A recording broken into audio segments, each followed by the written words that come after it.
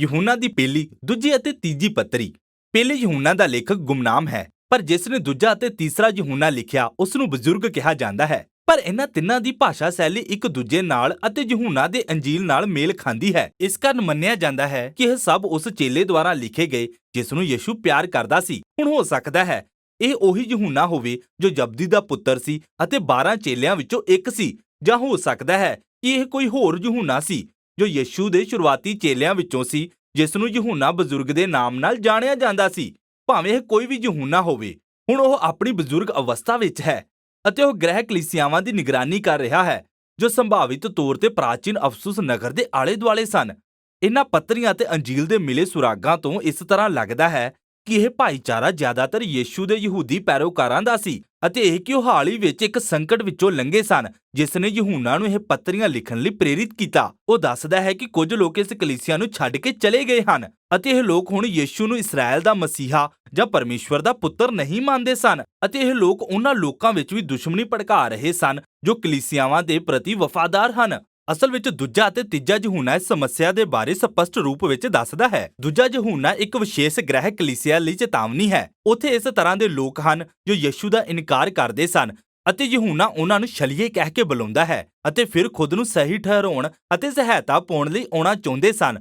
ਪਰ ਕਲੀਸਿਆ ਭਾਈਚਾਰੇ ਨੂੰ ਇਸ ਤਰ੍ਹਾਂ ਕੁਝ ਵੀ ਨਹੀਂ ਕਰਨਾ ਚਾਹੀਦਾ। ਤੀਸਰਾ ਯਹੂਨਾ ਅਸਲ ਵਿੱਚ ਇਹਨਾਂ ਗ੍ਰਹਿ ਕਲੀਸਿਆਵਾਂ ਦੇ ਇੱਕ ਅਗੂਏ ਨੂੰ ਲਿਖਿਆ ਗਿਆ ਸੀ ਜਿਸ ਦਾ ਨਾਮ ਗਾਇਊਸ ਸੀ ਅਤੇ ਬਜ਼ੁਰਗ ਉਸ ਨੂੰ ਕਹਿੰਦਾ ਹੈ ਕਿ ਉਹ ਉਹਨਾਂ ਨੂੰ ਸੱਚੇ ਮਿਸ਼ਨਰੀਆਂ ਦਾ ਸਵਾਗਤ ਕਰਨ ਜੋ ਜਲਦੀ ਹੀ ਉਹਨਾਂ ਕੋਲ ਪਹੁੰਚਣ ਵਾਲੇ ਹਨ। ਉਹ ਉਹਨਾਂ ਨੂੰ ਇਸ ਤਰ੍ਹਾਂ ਕਰਨ ਲਈ ਇਸ ਲਈ ਕਹਿ ਰਿਹਾ ਸੀ ਕਿਉਂਕਿ ਉਸ ਕਲੀਸਿਆ ਦਾ ਇੱਕ ਆਗੂ ਦਿਓਤਰੋਫੇਸ ਮੂਰਖਤਾ ਦੇ ਕੰਮ ਕਰ ਰਿਹਾ ਸੀ ਅਤੇ ਹਰ ਉਸ ਵਿਅਕਤੀ ਦਾ ਇਨਕਾਰ ਕਰ ਰਿਹਾ ਸੀ ਜਿਸ ਦਾ ਸਬੰਧ ਯਹੂਨਾ ਬਜ਼ੁਰਗ ਨਾਲ ਸੀ। ਇਸ ਲਈ ਇਹ ਪੱਤਰੀਆਂ ਸਾਨੂੰ ਕਲੀਸਿਆ ਦੇ ਉਸ ਤਣਾਅ ਤੇ ਵਿਵਾਦ ਦੀ ਝਲਕ ਦਿੰਦੀਆਂ ਹਨ ਜਿਸ ਦਾ ਸਾਹਮਣਾ ਯਹੂਨਾ ਨੇ ਕੀਤਾ ਅਤੇ ਪਹਿਲਾ ਯਹੂਨਾ ਇਸ ਪੂਰੇ ਵਿਵਾਦ ਤੋਂ ਹੋਣ ਵਾਲੇ ਵਿਗਾੜ ਦੀ ਰੋਕਥਾਮ ਦੇ ਉਦੇਸ਼ ਨਾਲ ਲਿਖਿਆ ਗਿਆ ਸੀ। ਬਜ਼ੁਰਗ ਨੇ ਉਹਨਾਂ ਲੋਕਾਂ ਨੂੰ ਜੋ ਹੁਣ ਤੱਕ ਮਸੀਹ ਯਿਸੂ ਤੇ ਵਿਸ਼ਵਾਸ ਕਰ ਰਹੇ ਹਨ ਭਰੋਸਾ ਦਿਵਾਇਆ ਕਿ ਪਰਮੇਸ਼ਵਰ ਉਹਨਾਂ ਦੇ ਨਾਲ ਹੈ ਅਤੇ ਉਹ ਸੱਚ ਨੂੰ ਫੜੀ ਰੱਖਣ। ਇਹ ਸਾਰੀਆਂ ਗੱਲਾਂ ਸਾਨੂੰ ਪਹਿਲਾ ਯਹੂਨਾ ਦੀ ਵਿਲੱਖਣਤਾ ਨੂੰ ਸਮਝਣ ਵਿੱਚ ਮਦਦ ਕਰਦੀਆਂ ਹਨ ਜੋ ਅਸਲ ਵਿੱਚ ਪੱਤਰੀ ਦੀ ਤਰ੍ਹਾਂ ਨਹੀਂ ਹੈ। ਇਹ ਪੜ੍ਹਨ ਤੇ ਇੱਕ ਕਾਵਿ ਪ੍ਰਚਾਰ ਜਿਹਾ ਲੱਗਦਾ ਹੈ। ਯਹੂਨਾ ਕਹਿੰਦਾ ਹੈ ਕਿ ਉਹ ਕੋਈ ਵੀ ਨਵੀਂ ਜਾਣਕਾਰੀ ਨਹੀਂ ਦੇ ਰਿਹਾ ਹੈ। ਅਸਲ ਵਿੱਚ ਪਹਿਲਾ ਯਹੂਨਾ ਦੇ ਵਧੇਰੇ ਵਿਚਾਰ ਅਤੇ ਸ਼ਬਦ ਯਹੂਨਾ ਦੀ ਅੰਜੀਲ ਵਿੱਚ ਦਿੱਤੀਆਂ ਗਈਆਂ ਯਿਸੂ ਦੀਆਂ ਸਿੱਖਿਆਵਾਂ ਵਿੱਚੋਂ ਹੀ ਹਨ ਅਤੇ ਇਸ ਲਈ ਭਾਈ ਯਹੂਨਾ ਦਾ ਉਪਦੇਸ਼ ਇਹਨਾਂ ਮਸੀਹਾਂ ਨੂੰ ਇਹ ਯਾਦ ਦਿਵਾ ਕੇ ਸਮਝਾਉਣਾ ਸੀ ਕਿ ਉਹ ਜੋ ਕਹਿੰਦੇ ਅਤੇ ਵਿਸ਼ਵਾਸ ਕਰਦੇ ਹਨ ਉਹਨਾਂ ਗੱਲਾਂ ਦੇ ਪ੍ਰਤੀ ਸੱਚੇ ਬਣੇ ਰਹਿਣ। ਯਹੂਨਾ ਦੇ ਪ੍ਰਚਾਰ ਦੀ ਕਾਵਿ ਸ਼ੈਲੀ ਸੱਚਮੁੱਚ ਚੰਗੀ ਹੈ। ਉਹ ਆਪਣੇ ਵਿਚਾਰਾਂ ਨੂੰ ਰੇਖਾਕਾਰ ਜਾਂ ਤਰਕਸ਼ੀਲ ਤਰੀਕੇ ਨਾਲ ਵਿਕਸਿਤ ਨਹੀਂ ਕਰਦਾ ਹੈ ਬਲਕਿ ਉਹ ਇੱਕ ਪ੍ਰਾਚੀਨ ਪ੍ਰਚਲਿਤ ਜਾਣੀ ਪਛਾਣੀ ਤਕਨੀਕ ਦੀ ਵਰਤੋਂ ਕਰਦਾ ਹੈ ਜਿਸ ਨੂੰ ਵਿਸਤਾਰ ਨਾਲ ਦੱਸਣਾ ਕਿਹਾ ਜਾਂਦਾ ਹੈ।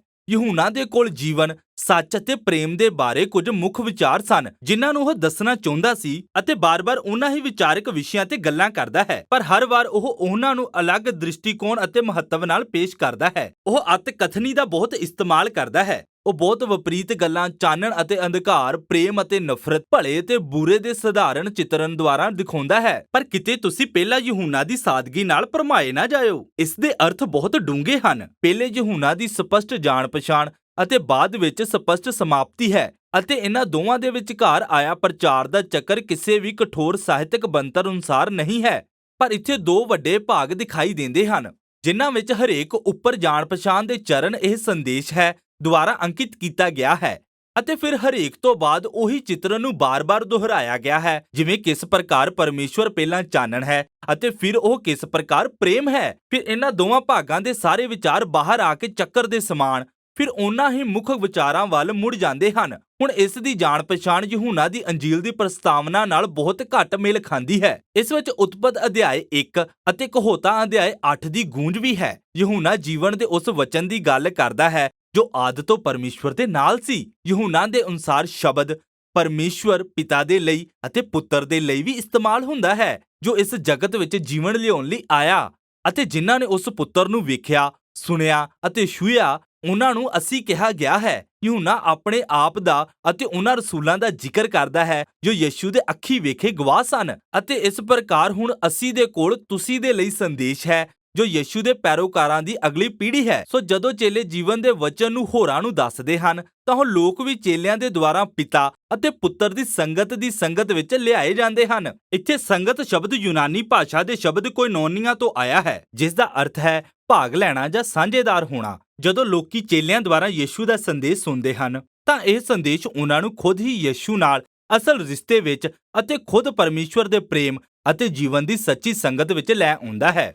ਅਤੇ ਇਹ ਅੱਗੇ ਵੱਧ ਕੇ ਠੀਕ ਪਹਿਲੇ ਮੁੱਖ ਭਾਗ ਵਿੱਚ ਆ ਜਾਂਦਾ ਹੈ। ਸੰਦੇਸ਼ ਇਹ ਹੈ, ਪਰਮੇਸ਼ਵਰ ਚਾਨਣ ਹੈ। ਚੇਲਿਆਂ ਦਾ ਸੰਦੇਸ਼ ਇਹੀ ਹੈ ਕਿ ਪਰਮੇਸ਼ਵਰ ਜੋ ਯਿਸੂ ਵਿੱਚ ਪ੍ਰਗਟ ਹੋਇਆ ਉਹ ਚਾਨਣ ਹੈ ਅਤੇ ਇਸ ਲਈ ਜੇਕਰ ਲੋਕ ਯਿਸੂ ਰਾਹੀਂ ਪਰਮੇਸ਼ਵਰ ਦੇ ਆਪਣੇ ਜੀਵਨ ਵਿੱਚ ਭਾਗ ਲੈਣਾ ਚਾਹੁੰਦੇ ਹਨ ਤਾਂ ਉਹਨਾਂ ਨੂੰ ਚਾਨਣ ਵਿੱਚ ਚੱਲਦੇ ਰਹਿਣ ਦੀ ਲੋੜ ਹੈ। ਇਹ ਇੱਕ ਚੰਗਾ ਚਿਤਰਨ ਹੈ, ਪਰ ਇਸ ਦਾ ਕੀ ਅਰਥ ਹੈ? ਯਹੂਨਾ ਦੇ ਲਈ ਇਸ ਦਾ ਅਰਥ ਹੈ ਯਿਸੂ ਦੀਆਂ ਆਗਿਆਵਾਂ ਦਾ ਪਾਲਣ ਕਰਨਾ ਅਤੇ ਇਹ ਕਠਿਨ ਹੈ। ਅਤੇ ਜਦੋਂ ਤੁਸੀਂ ਨਹੀਂ ਕਰ ਪਾਉਂਦੇ ਤਾਂ ਯਿਸੂ ਦੀ ਪ੍ਰਾਸ਼ਚਿਤ ਕਰਨ ਵਾਲੀ ਮੌਤ ਸਾਡੇ ਪਾਪਾਂ ਨੂੰ ਢੱਕ ਲੈਂਦੀ ਹੈ ਅਤੇ ਤੁਸੀਂ ਫਿਰ ਇੱਕ ਵਾਰ ਖੜੇ ਹੋ ਕੇ ਯਿਸੂ ਦੀ ਆਗਿਆ ਦਾ ਪਾਲਣ ਕਰ ਸਕਦੇ ਹੋ। ਪਰ ਉਸ ਦੀਆਂ ਸਿੱਖਿਆਵਾਂ ਵਿੱਚੋਂ ਕਿਹੜੀ? ਯਹੂਨਾ ਕਲੀਸਿਆਵਾਂ ਨੂੰ ਯਿਸੂ ਦੀ ਪੁਰਾਣੀ ਨਵੀਂ ਆਗਿਆ ਯਾਦ ਦਿਵਾਉਂਦਾ ਹੈ ਜੋ ਅੰਤਿਮ ਭੋਜ ਤੇ ਉਸਨੇ ਚੇਲਿਆਂ ਨੂੰ ਦਿੱਤੀ ਸੀ ਕਿ ਉਹ ਇੱਕ ਦੂਜੇ ਨੂੰ ਪਿਆਰ ਕਰਨ ਜਿਵੇਂ ਉਸਨੇ ਉਹਨਾਂ ਨਾਲ ਪ੍ਰੇਮ ਕੀਤਾ। ਇਸ ਤਰ੍ਹਾਂ ਕਰਨਾ ਚਾਨਣ ਵਿੱਚ ਚੱਲਣਾ ਹੈ। ਹੁਣ ਜਦੋਂ ਪਰਮੇਸ਼ਵਰ ਦਾ ਚਾਨਣ ਯਿਸੂ ਦੁਆਰਾ ਚਮਕ ਰਿਹਾ ਹੈ ਤਾਂ ਇਸ ਦਾ ਅਰਥ ਸੰਸਾਰ ਦਾ ਹਨੇਰਾ ਮਿਟ ਰਿਹਾ ਹੈ। ਇਸ ਦਾ ਇਹ ਵੀ ਅਰਥ ਹੈ ਕਿ ਪਰਮੇਸ਼ਵਰ ਦੀ ਸੰਤਾਨ ਉਸ ਪਾਪ, ਬੁਰਾਈ ਅਤੇ ਮੌਤ ਉੱਤੇ ਜਿੱਤ ਪਾ ਚੁੱਕੀ ਹੈ ਜਿਸ ਨੇ ਸੰਸਾਰ ਤੇ ਰਾਜ ਕੀਤਾ ਹੈ। ਅਤੇ ਇਹ ਗੱਲ ਯਹੂਨਾ ਨੂੰ ਪ੍ਰੇਰਿਤ ਕਰਦੀ ਹੈ ਕਲੀਸਿਆਵਾਂ ਨੂੰ ਚੇਤਾਵਨੀ ਦੇਵੇ ਕਿ ਜਗਤ ਨਾਲ ਪ੍ਰੇਮ ਨਾ ਰੱਖਣ ਕਿਉਂਕਿ ਉਹ ਵੀ ਮਿਟ ਰਿਹਾ ਹੈ। ਉਹ ਇੱਥੇ ਵਿਸ਼ੇਸ਼ ਤੌਰ ਤੇ ਹੰਕਾਰ ਅਤੇ ਜਿਨਸੀ ਭ੍ਰਿਸ਼ਟਾਚਾਰ ਦਾ ਹਵਾਲਾ ਦੇ ਰਿਹਾ ਹੈ। ਇਹ ਸੁਭਾਵਿਕ ਤੌਰ ਤੇ ਉਹੀ ਸਮੱਸਿਆਵਾਂ ਹਨ ਜਿਨ੍ਹਾਂ ਦਾ ਸਬੰਧ ਉਸ ਸਮੇਂ ਕਲੀਸਿਆਵਾਂ ਵਿੱਚ ਚੱਲ ਰਹੇ ਵਿਵਾਦ ਨਾਲ ਸੀ ਅਤੇ ਇਸ ਕਾਰਨ ਯਹੂਨਾ ਕਲੀਸਿਆਵਾਂ ਨੂੰ ਅਜਿਹੇ ਲੋਕਾਂ ਦੇ ਪ੍ਰਤੀ ਚੇਤਾਵਨੀ ਦੇ ਰਿਹਾ ਹੈ ਜਿਨ੍ਹਾਂ ਨੇ ਕਲੀਸਿਆਵਾਂ ਨੂੰ ਤਿਆਗ ਦਿੱਤਾ ਹੈ ਅਤੇ ਜੋ ਯਿਸੂ ਦੇ ਮਸੀਹ ਹੋਣ ਦਾ ਇਨਕਾਰ ਕਰਦੇ ਹਨ। ਯਹੂਨਾ ਇਸ ਤਰ੍ਹਾਂ ਦੇ ਲੋਕਾਂ ਨੂੰ ਮਸੀਹ ਵਿਰੋਧੀ ਅਤੇ ਛਲੀਏ ਕਹਿੰਦਾ ਹੈ, ਲੇਕਿਨ ਉਸ ਨੂੰ ਪੂਰਾ ਵਿਸ਼ਵਾਸ ਸੀ ਕਿ ਉਹ ਲੋਕ ਜੋ ਅਜੇ ਵੀ ਯਿਸੂ ਦੇ ਵਿਸ਼ੇ ਦੀ ਸੱਚਾਈ ਨੂੰ ਜਾਣਦੇ ਹਨ ਅਸਲ ਵਿੱਚ ਉਹ ਹੀ ਪਰਮੇਸ਼ਵਰ ਦੀਆਂ ਸੱਚੀ ਸੰਤਾਨ ਹਨ ਅਤੇ ਉਹ ਪਿਤਾ ਦੁਆਰਾ ਪ੍ਰੇਮ ਨੂੰ ਪਾਉਂਦੇ ਹਨ। ਅਤੇ ਜਦੋਂ ਉਹ ਧਾਰਮਿਕਤਾ ਦਾ ਪਾਲਣ ਕਰਦੇ ਹਨ ਅਤੇ ਇੱਕ ਦੂਸਰੇ ਨਾਲ ਪ੍ਰੇਮ ਰੱਖਦੇ ਹਨ ਤੇ ਉਹ ਇਹ ਪ੍ਰਗਟ ਕਰਦੇ ਹਨ ਕਿ ਉਹ ਪਰਮੇਸ਼ਵਰ ਦੇ ਪਰਿਵਾਰ ਦਾ ਹਿੱਸਾ ਹਨ ਅਤੇ ਉਹਨਾਂ ਭਰਮਾਉਣ ਵਾਲਿਆਂ ਦੇ ਸਮਾਨ ਨਹੀਂ ਜੋ ਕ੍ਰੋਧ, ਝਗੜਾ ਅਤੇ ਫੁੱਟ ਨੂੰ ਉਤਪੰਨ ਕਰਦੇ ਹਨ। ਅਤੇ ਫਿਰ ਇਹ ਸਾਨੂੰ ਪ੍ਰਚਾਰ ਦੇ ਦੂਸਰੇ ਮੁੱਖ ਖੰਡ ਵੱਲ ਲੈ ਜਾਂਦਾ ਹੈ। ਯਹੂਨਾ ਕਹਿੰਦਾ ਹੈ ਕਿ ਚੇਲਿਆਂ ਦਾ ਉਪਦੇਸ਼ ਇਹੀ ਹੈ ਕਿ ਪਰਮੇਸ਼ਵਰ ਪ੍ਰੇਮ ਹੈ ਅਤੇ ਇਸ ਲਈ ਯਹੂਨਾ ਕਹਿੰਦਾ ਹੈ ਕਿ ਪਰਮੇਸ਼ਵਰ ਦੀ ਸੰਤਾਨ ਨਫ਼ਰਤ ਨੂੰ ਹਟਾ ਕੇ ਪ੍ਰੇਮ ਕਰਨ ਅਤੇ ਉਤਪਤ ਅਧਿਆਇ 4 ਦੇ ਕਾਇਨ ਦੇ ਸਮਾਨ ਨਾ ਬਣਨ।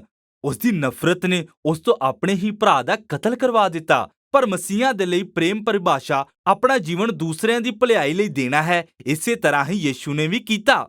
ਅਤੇ ਜਦੋਂ ਪਰਮੇਸ਼ਵਰ ਦੀ ਸੰਤਾਨ ਵੀ ਆਪਣੇ ਲਈ ਉਸ ਪ੍ਰੇਮ ਦੇ ਭਰੋਸਾ ਕਰਦੀ ਹੈ ਤਾਂ ਉਹ ਉਹਨਾਂ ਨੂੰ ਬਦਲ ਦਿੰਦਾ ਹੈ। ਫਿਰ ਯਹੂਨਾ ਇੱਕ ਵਾਰ ਦੁਬਾਰਾ ਭਰਮਾਉਣ ਵਾਲਿਆਂ ਤੋਂ ਸਾਵਧਾਨ ਰਹਿਣ ਲਈ ਕਹਿੰਦਾ ਹੈ।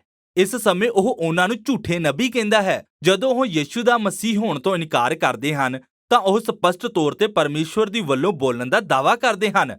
ਪਰ ਯਹੂਨਾ ਆਤਮਾਵਾਂ ਦੀ ਪਰਖ ਰੱਖਣ ਲਈ ਕਹਿੰਦਾ ਹੈ।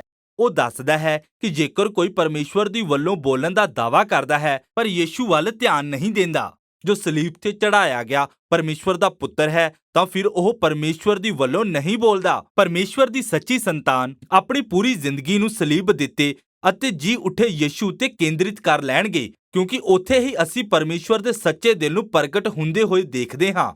ਸਲੀਬ ਤੇ ਅਸੀਂ ਵੇਖਦੇ ਹਾਂ ਕਿ ਪਰਮੇਸ਼ਵਰ ਪੂਰੀ ਤਰ੍ਹਾਂ ਨਿਰਸਵਾਰਥ ਪਿਆਰ ਕਰਨ ਵਾਲਾ ਵਿਅਕਤੀਤਵ ਹੈ ਅਤੇ ਇਹੀ ਪ੍ਰੇਮ ਯਿਸੂ ਦੇ ਚੇਲਿਆਂ ਨੂੰ ਉਸੇ ਹੀ ਤਰ੍ਹਾਂ ਦੂਜਿਆਂ ਨੂੰ ਪ੍ਰੇਮ ਕਰਨ ਲਈ ਮਜਬੂਰ ਕਰਦਾ ਹੈ। ਅਤੇ ਜਦੋਂ ਲੋਕ ਇਸ ਪ੍ਰੇਮ ਦੇ ਪਰਮੇਸ਼ਵਰ ਨੂੰ ਮਿਲਦੇ ਹਨ ਤਾਂ ਉਹਨਾਂ ਦਾ ਡਰ ਅਤੇ ਚਿੰਤਾ ਹਮੇਸ਼ਾ ਲਈ ਦੂਰ ਹੋ ਜਾਂਦੇ ਹਨ। ਇਹ ਉਹ ਭਾਗ ਹੈ ਜਿਸ ਤੋਂ ਯਹੂਨਾ ਦਾ ਮਤਲਬ ਸੰਸਾਰ ਤੇ ਜਿੱਤ ਪਾਉਣਾ ਹੈ। ਜਦੋਂ ਤੁਸੀਂ ਜਾਣ ਲੈਂਦੇ ਹੋ ਕਿ ਪਰਮੇਸ਼ਵਰ ਤੁਹਾਡੇ ਨਾਲ ਇੰਨਾ ਪਿਆਰ ਕਰਦਾ ਹੈ ਕਿ ਉਹ ਵੱਡੇ ਦੋਸ਼ਾਂ ਅਤੇ ਅਸਫਲਤਾਵਾਂ ਦੇ ਬਾਵਜੂਦ ਉਹ ਤੁਹਾਨੂੰ ਚਾਹੁੰਦਾ ਹੈ ਤਾਂ ਇਹੀ ਪ੍ਰੇਮ ਤੁਹਾਡੇ ਸੰਪੂਰਨ ਜੀਵਨ ਦਾ ਆਧਾਰ ਬਣ ਜਾਂਦਾ ਹੈ। ਇਹ ਉਹੀ ਪ੍ਰੇਮ ਹੈ ਜੋ ਸਲੀਬ ਚੜ੍ਹਾਈ ਯਿਸੂ ਤੇ ਵਿਸ਼ਵਾਸ ਕਰਨ ਦੁਆਰਾ ਆਉਂਦਾ ਹੈ। ਇਹ ਯਿਸੂ ਦੇ ਵਿਸ਼ੇ ਵਿੱਚ ਪਵਿੱਤਰ ਆਤਮਾ ਦੁਆਰਾ ਦਿੱਤੀ ਗਈ ਪਰਮੇਸ਼ਵਰ ਦੀ ਗਵਾਹੀ ਅਤੇ ਵਿਸ਼ਵਾਸ ਕਰਨ ਅਤੇ ਯਿਸੂ ਦੇ ਵਿਸ਼ੇ ਵਿੱਚ ਚੇਲਿਆਂ ਦੁਆਰਾ ਦਿੱਤੇ ਗਏ ਸ਼ੁਭ ਸਮਾਚਾਰ ਤੇ ਵਿਸ਼ਵਾਸ ਕਰਨ ਨਾਲ ਆਉਂਦਾ ਹੈ। ਅਤੇ ਜਦੋਂ ਪਰਮੇਸ਼ਵਰ ਦਾ ਪ੍ਰੇਮ ਤੁਹਾਨੂੰ ਫੜ ਲੈਂਦਾ ਹੈ ਤਾਂ ਇਹ ਆਨੰਦ ਜੀਵਨ ਨੂੰ ਖੋਲ ਦਿੰਦਾ ਹੈ। ਇਹ ਇਸ ਤਰ੍ਹਾਂ ਦੀ ਜ਼ਿੰਦਗੀ ਹੈ ਜੋ ਪਰਮੇਸ਼ਵਰ ਦੀ ਹਜ਼ੂਰੀ, ਜੀਵਨ ਅਤੇ ਪ੍ਰੇਮ ਨਾਲ ਭਰੀ ਹੋਈ ਹੈ ਅਤੇ ਇਹ ਹੁਣ ਤੋਂ ਸ਼ੁਰੂ ਹੋ ਕੇ ਅਨੰਤ ਕਾਲ ਤੱਕ ਬਣੀ ਰਹੇਗੀ। ਅਤੇ ਇਹ ਗੱਲ ਯਹੂਨਾ ਨੂੰ ਉਸਦੇ ਪ੍ਰਚਾਰ ਦੇ ਚਰਮ ਸਿੱਟੇ ਵੱਲ ਲੈ ਜਾਂਦੀ ਹੈ। ਉਹ ਕਹਿੰਦਾ ਹੈ ਕਿ ਅਸੀਂ ਇਹ ਜਾਣਦੇ ਹਾਂ ਕਿ ਪਰਮੇਸ਼ਵਰ ਦਾ ਪੁੱਤਰ ਆ ਗਿਆ ਹੈ ਅਤੇ ਉਸ ਨੇ ਸਾਨੂੰ ਸਮਝ ਦਿੱਤੀ ਹੈ ਕਿ ਅਸੀਂ ਉਸ ਸੱਚੇ ਨੂੰ ਪਹਿਚਾਣ ਸਕੀਏ ਅਤੇ ਅਸੀਂ ਉਸ ਵਿੱਚ ਜੋ ਸਚਾਈ ਹੈ ਅਰਥਾਤ ਉਸ ਦੇ ਪੁੱਤਰ ਯੀਸ਼ੂ ਮਸੀਹ ਵਿੱਚ ਰਹਿੰਦੇ ਹਾਂ। ਸੱਚਾ ਪਰਮੇਸ਼ਵਰ ਅਤੇ ਅਨੰਤ ਜੀਵਨ ਇਹੀ ਹੈ। ਹੁਣ ਜੇਕਰ ਇਸ ਵਾਕ ਨੂੰ ਸੁਣ ਕੇ ਤੁਹਾਡਾ ਸਿਰ ਘੁੰਮ ਰਿਹਾ ਹੋਵੇ ਅਤੇ ਤੁਸੀਂ ਸੋਚ ਵਿੱਚ ਪੈ ਗਏ ਹੋਵੋ ਤਾਂ ਜਰਾ ਰੁਕੋ। ਉਹ ਕੌਣ ਹੈ ਜੋ ਸੱਚਾ ਹੈ? ਉਹ ਕੌਣ ਹੈ ਜੋ ਸੱਚਾ ਜੀਵਨ ਦਿੰਦਾ ਹੈ? ਕਿ ਉਹ ਯੀਸ਼ੂ ਹੈ ਜਾਂ ਪਰਮੇਸ਼ਵਰ ਹੈ? ਅਤੇ ਯਹੂਨਾ ਦਾ ਜਵਾਬ ਹੈ ਬੇਸ਼ੱਕ ਹਾਂ। ਯਹੂਨਾ ਯੀਸ਼ੂ ਤੋਂ ਇਲਾਵਾ ਕਿਸੇ ਹੋਰ ਪਰਮੇਸ਼ਵਰ ਨੂੰ ਨਹੀਂ ਜਾਣਦਾ ਸੀ ਅਤੇ ਜਦੋਂ ਉਸ ਦੀ ਅਤੇ ਹੋਰਨਾਂ ਚੇਲਿਆਂ ਦੀ ਮੁਲਾਕਾਤ ਯੀਸ਼ੂ ਨਾਲ ਹੋਈ ਤਾਂ ਉਹਨਾਂ ਨੇ ਇਸ ਤਰ੍ਹਾਂ ਦੇ ਪਰਮੇਸ਼ਵਰ ਨੂੰ ਪਾਇਆ ਜੋ ਸਾਨੂੰ ਇੰਨਾ ਪਿਆਰ ਕਰਦਾ ਹੈ ਕਿ ਉਸ ਨੇ ਸਾਡੀਆਂ ਅਸਫਲਤਾਵਾਂ ਦੇ ਬਾਵਜੂਦ ਸਾਡੇ ਨਾਲ ਨਾ ਰਹਿਣ ਦਾ ਫੈਸਲਾ ਨਹੀਂ ਕੀਤਾ। ਅਤੇ ਇਹ ਪਰਮੇਸ਼ਵਰ ਇੰਨਾ ਹੈਰਾਨੀਜਨਕ ਅਤੇ ਇੰਨਾ ਅਚਰਜ ਹੈ ਕਿ ਯਹੂਨਾ ਦੇ ਅੰਤਿਮ ਸ਼ਬਦ ਸਾਨੂੰ ਮੂਰਤਾਂ ਤੋਂ ਦੂਰ ਰਹਿਣ ਲਈ ਕਹਿੰਦੇ ਹਨ। ਅਰਥਾਤ ਇਹ ਉਸ ਹੈਰਾਨ ਕਰਨ ਵਾਲੇ ਪਰਮੇਸ਼ਵਰ ਨੂੰ ਆਪਣੇ ਸਰੂਪ ਤੇ ਨਾ ਬਣਾਓ, ਹਰ ਪਰਤਾਵੇ ਤੋਂ ਬਚੇ ਰਹੋ। ਯਿਸੂ ਨੂੰ ਜਾਣਨਾ ਉਸ ਸਿਰਜਣਹਾਰ, ਜੀਵਨ ਦੇਣ ਵਾਲੇ ਅਤੇ ਦੂਜਿਆਂ ਪ੍ਰਤੀ ਕੇਂਦਰਿਤ ਪ੍ਰੇਮ ਕਰਨ ਵਾਲੇ ਪਰਮੇਸ਼ਵਰ ਨੂੰ ਜਾਣਨਾ ਹੈ। ਯਹੂਨਾ ਕਹਿੰਦਾ ਹੈ ਕਿ ਇਹੀ ਇੱਕਮਾਤਰ ਸੱਚਾ ਪ੍ਰੇਮ ਹੈ ਅਤੇ ਯਹੂਨਾ ਦੀਆਂ ਪੱਤਰੀਆਂ ਇਸੇ ਸਭ ਦੇ ਬਾਰੇ ਹੈ।